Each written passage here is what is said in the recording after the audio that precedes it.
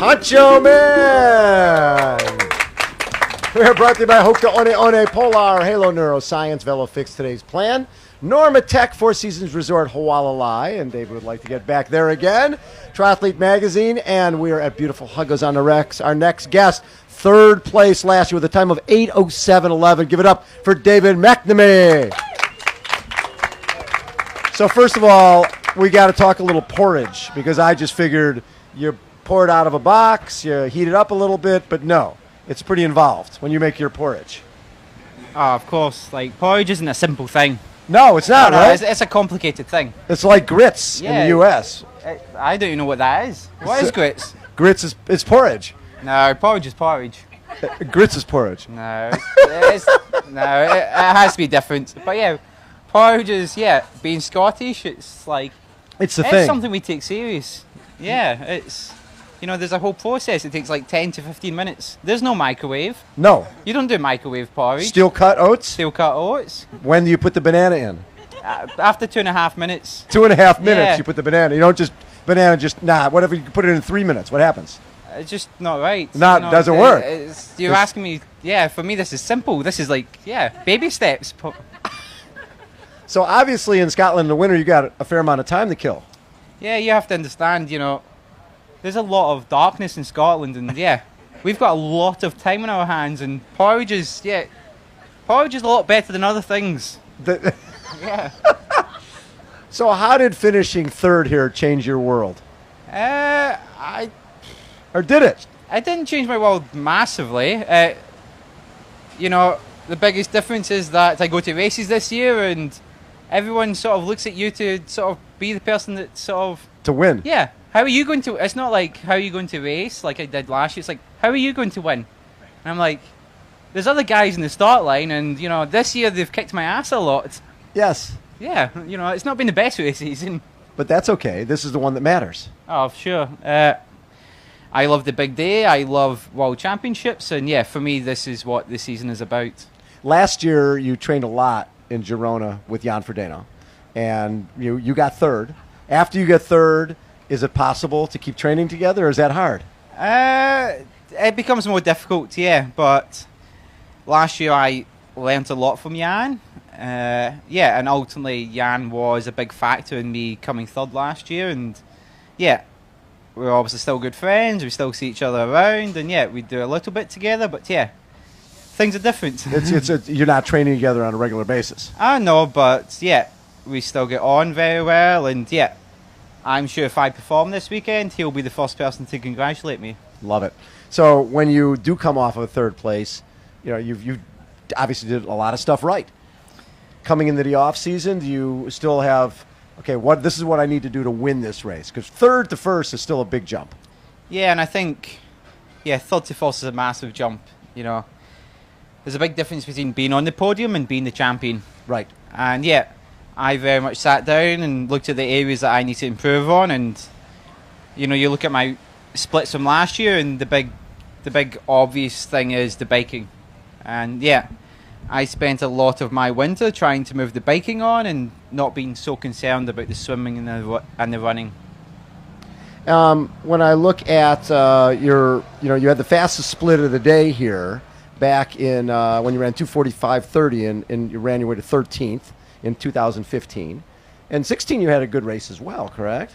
The 13th or something. 13th, So you've been incredibly consistent here. Then you make that big leap. Do you think a lot of the big leap was training with Jan, a guy who'd won here twice already? Yeah, I think training with Jan last year, I learned a lot training wise. What did you learn? I learned, everybody can go out and train hard and break themselves down, but ultimately you have to recover from it. And in previous years I was the guy that I'm Scottish, I like to be tough, so once I start to get tired in training, I'd add on some more. Do the obvious thing, train some more. Right. And Jan very much taught me that you train hard, you train bloody hard, but then it comes to a point where you have to chill out and recover, and that was the key thing that I took home last year. Would you look at the third place finish as obviously the most important result? Was that the race you look back as your best race? I think between that and my first Kona here, Yeah. I think coming 11th in your debut, that even surprised myself. And last year, having trained with Jan and knowing how much better I was than previous years, I knew the podium was a possibility. But yeah, the first year I turned up here, I had No idea. I switched to Ironman 6 months earlier. I had no idea about what to expect, and I just tried to get round the course. So were you more of an ITU guy? Yeah, I very much, I'd got my time trial bike 6 months earlier, managed to qualify at the last moment, and thought, Hawaii sounds good. Yeah, why not? Why sounds Why good? not? Yeah, It's not quite Scotland in the winter. So Scotland, it's either 10 degrees, I don't know what that is in Fahrenheit. Do we know how to convert? Does MD know how to convert Celsius we to don't. Fahrenheit? Yeah. So I could either stay in really cold Scotland in October or come to Hawaii. And I thought, You didn't go to school to eat your lunch. That actually was a pretty smart decision. I thought I was genius. You were a Yeah. genius. How does this change? How does this race change without Jan in the field, or does it? I think we'll find out on Saturday. I think, obviously, Jan was probably coming here, Yeah. him and Patrick as the favourites. I think, ultimately Patrick's got the course record, and Jan has been incredible this year. So obviously it changes the race. I'm not exactly sure whether it'll make people more determined to sort of push along that Queen K at the start, to be like, no, I've got a chance here to actually win it. Or people will start to look at others. And we all have these great plans that we write down the weeks before the event, and then the gun goes off and we just go crazy.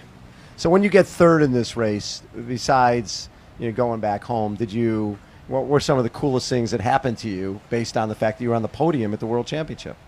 The coolest, I don't know. I came home, we had a big surprise party. Yeah, that was... Any Scottish awards? Any... No. What the hell? Where are those Scotland, people? They're making porridge? What are they doing? All the sporting awards in Scotland, because the summer finished 3 months ago in Scotland. Right. Oh, so their season's over. So the season's over. The Scottish sports awards were 3 weeks ago. So they're in hibernation. Basically, they're in a parka sitting inside somewhere. I got a nice email saying, "Oh, congratulations, great result, but the next awards isn't for another 11 months." So you're sort of stuck in the middle. Yeah, I'm stuck in the middle, but But you're still in Hawaii. The middle looks good. So wait, tell me about the New Year's Day try in Edinburgh. That was my very first race, and I think in 2006. It's below zero. It's below zero. You swim in the pool, 400 meters. Wait. You swim in a pool indoors, hopefully. Indoors, Oh, okay, all right. Yeah. We don't do outdoor pools in Scotland. No, that's a good point. Yeah. So you swim in the pool. Yes. You get outside via the changing room. Yeah. You stop in the changing room and put on everything you can. You towel off. And then, you've got your bike ride where you try and avoid the ice and stuff. These things that you don't have here in Hawaii, like ice in the road. And then, you run, jog, survive 4 kilometers in a run, I think. And, we have these crazy traditions in Scotland, and that's one of them. The other thing back in the day, you got to train with the Brownlees. Yep. What type of impact did that have on you? Because here you got, Johnny is an Olympic medalist, Alistair is a 2-time gold medalist. What did you learn from those guys? I think during that period, I learned sort of to be the best. You have to be fully committed. Right. Because at that point, I just graduated from university, and I was doing triathlon, but I was also enjoying university. Sure. And then I moved location down to Leeds, and I got to Leeds, and it was very much triathlon was the thing. And I learnt how different it was from being a triathlete to enjoy university life to being a triathlete that wanted to be a champion. Right. And you've been doing this. I mean, you were under 23 silver at the Worlds in Beijing, 2011. And did you find the ITU racing, because you were 10th in the grand final, you had some good performances. Obviously, the Olympics was the goal. When did you get to the point where you felt like, I just don't know if I'm going to get there? Basically, in 2013, I think it was 2014. Yeah. I sat down with the British Olympic selection policy 2 years out from the games, and it was basically, look, David, you're good, but you aren't going to the Olympics. And At that least was they were honest. That was 2 years out, and you know, for a number of reasons, I wasn't going to the Olympics, and I was like, well, I can spend my next 6 years in ITU trying to wait until Tokyo, or you know what, I've had enough. I want to try this World of Long course, and yeah, I switched, and yeah, I did Ironman South Africa with 6 weeks of training in me, and yeah. And how'd you do?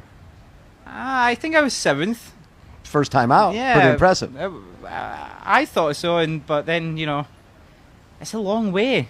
Do you know when you don't train for it properly? It's a very long way. Yes. You know, I got 60 k's left in the bike, and I was broken. I was broken. I basically just got off the bike at the aid station, and just like, you know, you see people like walking along Alley Drive on the run course here. I was basically walking along with the bike, just taking as I walked. It's fine to find someone who would take the bike from you, so you wouldn't have to ride it anymore. Basically, yeah, but you know, it's amazing. You get out there, like the volunteers are awesome, and yeah, you can't quit. This is the thing: is that you know, just the enthusiasm is incredible when you go to these events. Yes. And yeah, I got my pathetic ass back in the bike and kept on riding. And then you got to get off the bike and run a marathon. And here you are coming from ITU distance. Yeah, and with 10K. I think in South Africa I ran the first 10K in 35 minutes. 35. Yeah, and I think the last 10Ks was like 50 something. Again, we were back to this point where it was like almost like a walk. Yes. And I was like, I did not think this through. I was like, in my head I thought 35 minutes. Well, I'm used to running 30 minutes off the bike. So this was easy. You run 35 and this should be easy. It's not. What was your next one? After that I did Ironman UK, and you know, with a lot more training, and yeah, I managed to win that event. And yeah. So you're a fairly fast learner. Yeah, but 3 years later I've not won it again. Yeah, keep going bad. I've had one Ironman victory, and that was there.